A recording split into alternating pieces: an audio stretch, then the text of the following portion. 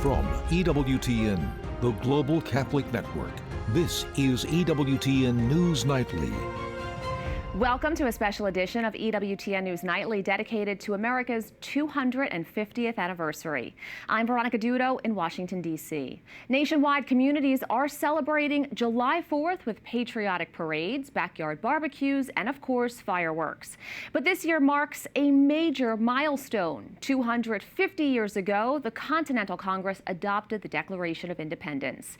In it, Founding Father Thomas Jefferson wrote, "We hold these truths to be self-evident, that all men are created equal, that they are endowed by their Creator with certain unalienable rights. A reminder that rights and liberties were not state-given, but God-given." 250 years ago, a young nation promised freedom for all who sought it. Pope St. John Paul II defined freedom not as the mere ability to do whatever we want, but as the moral right and responsibility to do what we ought. I recently visited the St. John Paul II National Shrine to learn more about the man originally named Karol Józef Wojtyła and his impact on the U.S. Pope St. John Paul II's journey from a small town in Poland to the chair of St. Peter reshaped the 20th century and inspired millions to believe that freedom rooted in truth can overcome even the most powerful oppression. During his monumental pontificate, he embarked on 5 pastoral trips and 2 memorable stopovers in the United States. Here, I wish to state again how greatly I value your institution. To celebrate the 250th anniversary of the Declaration of Independence, the St. John Paul II National Shrine in Washington, D.C. created an exhibit chronicling the saint's reflections on the United States of America during his visits. So he had lots of reflections on the history of the United States, what it means to celebrate our founding, and his words on those matters are relevant today. In 1979, Pope John Paul II embarked on his first apostolic trip to the United States. In New York, he addressed the United Nations. He celebrated Mass for 80,000 people in Yankee Stadium. He hosted a music concert for the youth in Madison Square Garden. And in Battery Park, he delivered one of his most iconic speeches discussing freedom and humanity. On this spot, I wish to pay homage to this noble trait of America and its people. Its desire to be free, its determination to preserve freedom, and its willingness to share this freedom with others. My ideal of liberty, of freedom, remain a moving force for young nation and for your nation and for all the nations in the world today. So being on the staff here, putting this exhibit together, you were also in Miami. Tell us about that experience. Well, I was part of the choir for the Papal Mass that was out at Tamiami Park, and there were 200,000 or 300,000 people gathered for the Mass. And I was one of 1,000 voices that we sang for Pope John Paul II, but it was just a beautiful experience. In Miami, the trip officially commenced as a state visit where President Ronald Reagan and the First Lady greeted the Holy Father, who represented a profound symbol of hope and religious freedom. By the hidden and kindly mystery of God's will, a supernatural solidarity reigns among men. A consequence of this is that one person's holiness helps others. Today, Americans feel this solidarity, and we thank you for the courage and sanctity, the kindness and wisdom with which you have done so much to help our troubled world. On behalf of all Americans, Your Holiness, welcome back. The Polish-born pontiff witnessed war, lived through both Nazi occupation and communist oppression, and eventually helped bring down one of history's most oppressive systems, atheistic communism in Eastern Europe. For him, freedom was never an abstract concept. It was a gift from God, and he saw in the United States a nation uniquely positioned to protect that gift as long as it remained anchored to the truths that inspired its founding. In Miami, Americans and the world listened to the words of a future saint. The great document, the Constitution of the United States of America,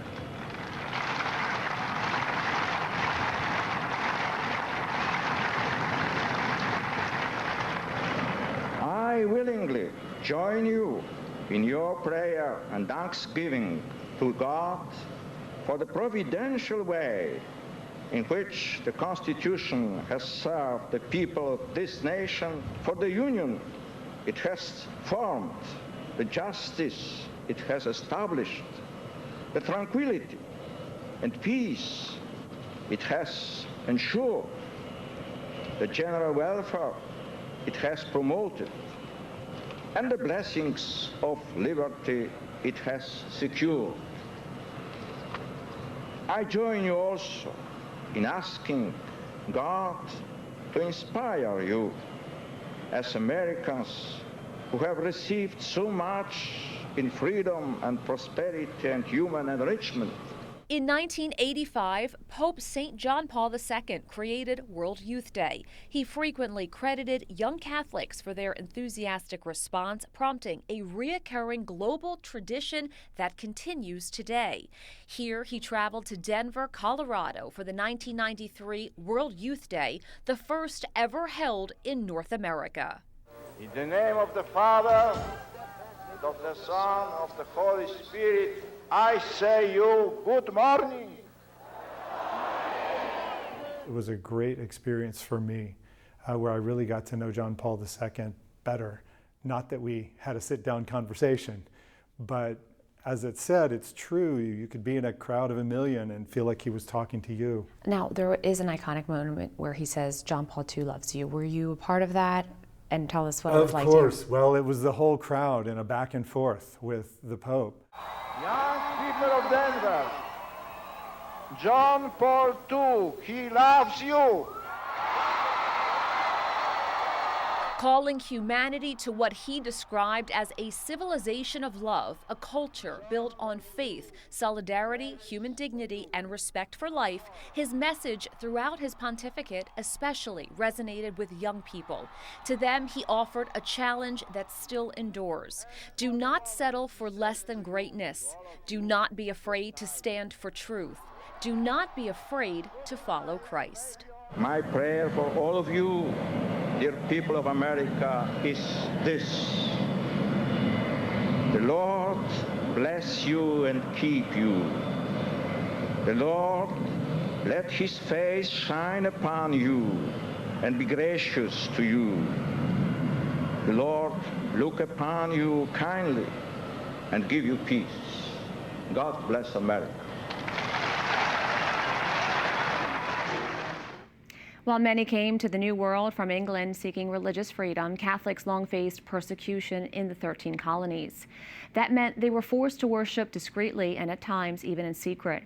As EWTN's Catherine Hadro explains, one church in St. Mary's County in Maryland managed to survive those challenges as well as stand the test of time. This is St. Francis Xavier Church, the first established church in the 13 colonies, built by Jesuits in 1731. It was built during a time when there was a lot of persecution of Catholics in Maryland. Catholics were not allowed to build churches. And so this was originally built as just sort of a meeting house. It didn't have a steeple, it didn't have the vestibule or the sacristy. And then those parts of the church were added on later. So it's sort of built in pieces, which gives the church kind of a unique appearance.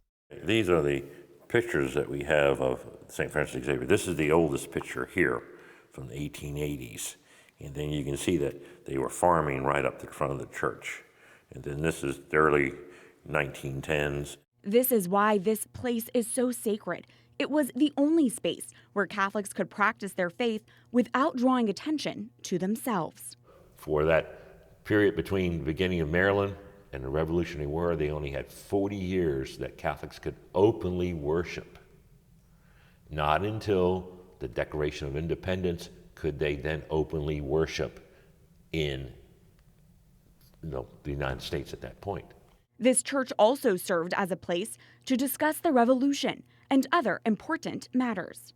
You sit in here in this pew and think about, through the years, the Revolution was talked about in this place, slavery was talked about in here, the war between the states was talked about in here. It was this search for religious freedom that motivated Catholics to support the Revolution. The manor house where the Jesuits lived in community was transformed into a hospital during the war. 50% of the soldiers there were Catholic. It has been 250 years since the Declaration of Independence not only freed this country, but also gave freedom to the members of our church. Many of the families here today have roots, very, very, very deep roots in this area and in this parish, where their families have been members for many generations. This is, yes, it's a very historically significant place and historically significant building, but it's also, a place with a very active and vibrant and faithful practicing, Catholic community here as well. As you look at St. Francis Xavier's intimate church in St. Mary's County, it's a mix of past and present. But one thing is a constant. The love and protection of our Lord will always stand the test of time. Catherine Hadro, EWTN News Nightly. We have a lot more still to come on this special edition of EWTN News Nightly. Secret Catholic, did George Washington convert to Catholicism before his death? We investigate. And the story of how one Irish Catholic man designed the White House.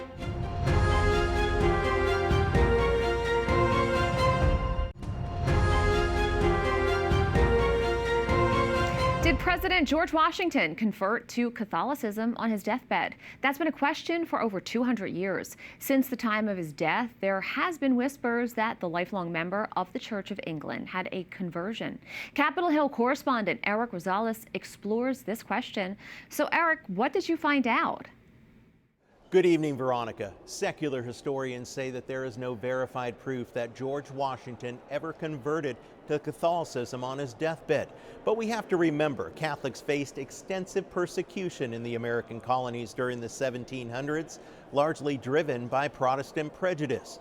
Catholics were banned from holding office, and in places like Maryland and Virginia, faced restrictions on even worshiping publicly. But Washington's own slaves tell a different story. So where it comes from are these stories that were passed down primarily among the descendants of enslaved men and women of Mount Vernon that talk about the night that George Washington died, that there was a Catholic priest. Some accounts say it was Father Leonard Neal. Some accounts say it was Father Francis Neal. They were brothers. Father Leonard was the Bishop of Baltimore at the time, while Father Francis served as pastor at St. Mary's in Alexandria, Virginia. The American Catholic historical researchers from 1900s sheds even more light on the episode. Quote, one of the old Jesuit fathers from the mission on the Maryland side was found, taken over the river to Mount Vernon, where he went at once to Mr. Washington's room and remained there with him 3 hours. When he left, he seemed much gratified and said to those about him that there need be no more apprehension for Mr. Washington, as the future of his soul was secure. He allegedly wrote a letter to the Jesuit provincial, detailing what had happened that evening and sent it to him, but with the instructions that this letter is not to be opened until you and I have both passed away. But even if the letter exists, it's been lost. Descendants of slaves also say Washington had a painting of the Blessed Virgin Mary in his Mount Vernon home. Again, these oral traditions that came from enslaved people at Mount Vernon, that George Washington would make the sign of the cross before meals, a very Catholic gesture. Whether or not you believe the rumor that George Washington converted to Catholicism on his deathbed, one thing is for sure.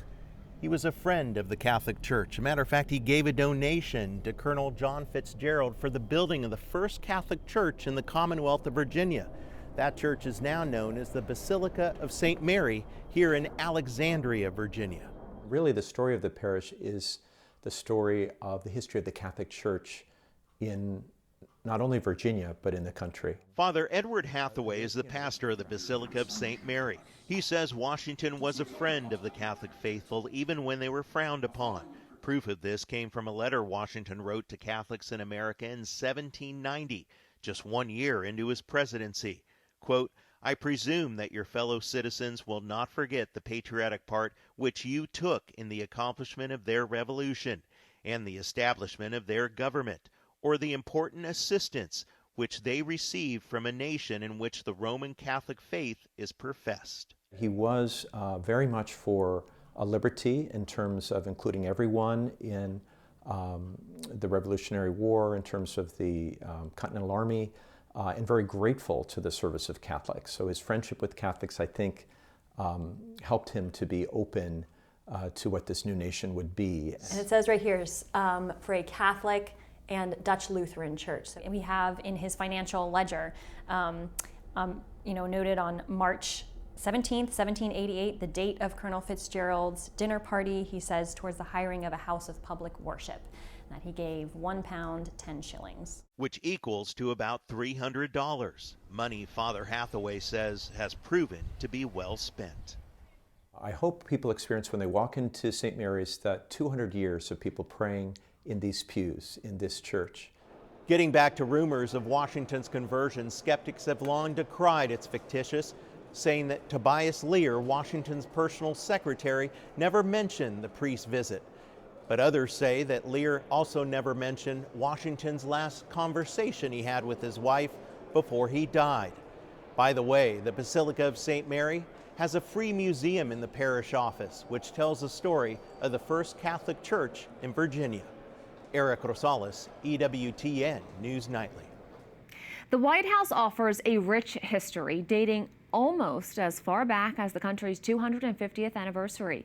The building that was originally called the President's Mansion or Executive Residence first opened in 1800, and a Catholic immigrant from Ireland played a major role. White House correspondent Owen Jensen reports. Hi everyone, and happy 4th of July weekend to you. Great to see you. The White House you see behind me continues to evolve from when it was first built. At one point, there were greenhouses where I'm now standing. President Teddy Roosevelt got rid of those to make way for the West Wing, right over there. But we'll begin tonight from the very top, going back hundreds of years. Every American president and first family have lived and worked here, except for George Washington. But he selected this site of land, and he hired the young Irish immigrant architect James Hoban to design and build the White House. White House Historical Association President Stuart McLaurin tells me George Washington first met James Hoban in 1791. And he was in Charleston, South Carolina, where he was introduced to James Hoban and saw some of the things that he had built and knew that Hoban was acquainted with the great stone houses of Dublin. And that's what George Washington wanted. Still not customary in America.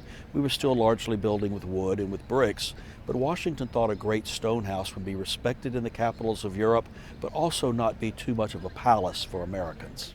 Hoban brought in stone harvested from a quarry in Virginia. McLaurin says Scottish stonemasons carved the intricacies, and hundreds of enslaved laborers helped finish the job. Documents show slaves were used both at the Capitol and the White House.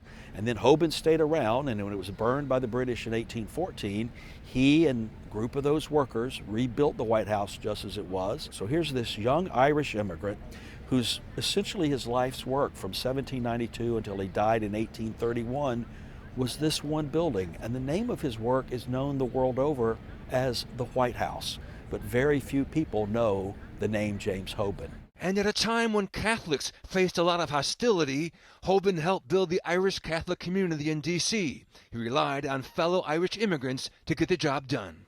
And changes to the White House have been happening ever since. McLaurin says President James Monroe added the South Portico, Andrew Jackson added the North Portico, and Franklin Roosevelt added the East Wing, which is being rebuilt to include a controversial new ballroom. So much of American history has taken place through the prism of this building and the people who have worked here and the people who have lived here. How did it progress over time up to now? Changes have taken place at the White House from the very beginning. Thomas Jefferson added the first rail fence and the colonnades to the east and to the west. Then it was, of course, rebuilt completely after the fire. Some wanted to move it to another location. Madison, who was the president at the time, said, no, we will rebuild it as it was, where it was, and so that was done. McLaurin says the White House stands as a place where the president lives and works, and as a museum, it draws nearly 500,000 visitors a year. But when you say the words, the White House, that means something. It's a symbol of American freedom and democracy. Stuart McLaurin tells me the White House now has over 130 rooms and a deceiving number of floors. There are actually 5 or 6 levels hidden behind me. At 1600 Pennsylvania Avenue, Owen Jensen, EWTN News Nightly. Up next on EWTN News Nightly, Holy Heroes. One church in America's heartland is paying tribute to the Catholic men and women who helped build our nation.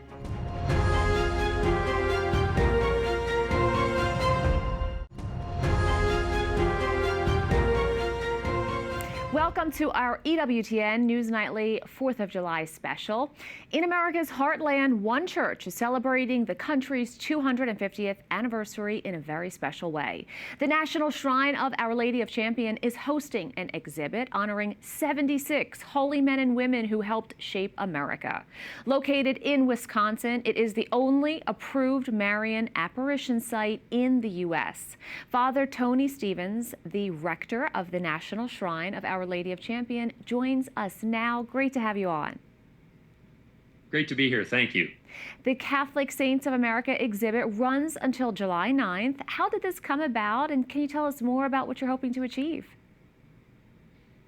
About 10 months ago, some of the staff were talking amongst themselves, wondering how can we celebrate America's 250th birthday. And as the only approved Marian apparition site, we thought, let's do something with regards to, holy Catholics in America, because our the visionary here at the shrine, Adele Bryce, was on her way to becoming servant of God, which she is now. And so looking at other servants of God, we thought, well, and blesseds, of course, venerable, soon to be blessed Fulton Sheen. He'll be beatified soon, later this fall. We thought, well, we'll put together some boards similar to the Carlo Acutis Eucharistic miracle display. And we thought, 5, 10 boards, 15, 50, and we're up to 76. And there's still more causes. And so we wanted to promote something that would show, holy, ordinary people who lived as Catholic Americans and people that our citizens could associate with, and just living out their own faith, because we're all called to holiness and called to be saints. And many of these people are at the different levels of servant of God, venerable, blessed, and then canonized saints. Now, as you mentioned, so many people are feeling very patriotic and, of course, being able to learn more about Catholics. That's really exciting. You have relics from several. Can you talk about those? We do. We have some older saints like Saint Kateri Tekakwitha, one of from upstate New York. Her name, the Lily of the Mohawks. We have Blessed Michael McGivney, the founder, the Knights of Columbus. We also have Blessed Stanley Rother. Just to name a few of the relics that we have St. John Newman, who is he was our Bishop of Philadelphia. We also have, I'm running through the list here. Oh, St. Damien and St. Mary Ann Cope are two more of the saints. They were both, they ministered to the lepers in Hawaii. So great opportunity there to have those relics. And they're on loan to us for the time of the project. You wrote a novena for our nation. What inspired you to do that? I looked at other novenas online for our nation, and they were really nice novenas. But I thought, for America's 250th birthday, I felt like maybe I should write something. Not a great writer, but I thought, hey, you know what? I'm just going to take a crack at it, and had a few people give me some input, and really focused on some things: family, religious liberty, those who have served in the armed services, the vulnerable, those who have died in our nation's defense, and just tying all these themes together in patriotism and really wanting to, promote a love for our country in its 250th year. And it sounds like you included so many people who are already here in the nation. Father Tony Stevens, thank you so much. Thank you very much, Veronica. God bless. We thank you for watching tonight. Remember, you can follow us on social media, Facebook, X, YouTube, and Instagram at EWTN News Nightly. I'm Veronica Dudo. Good night and God bless.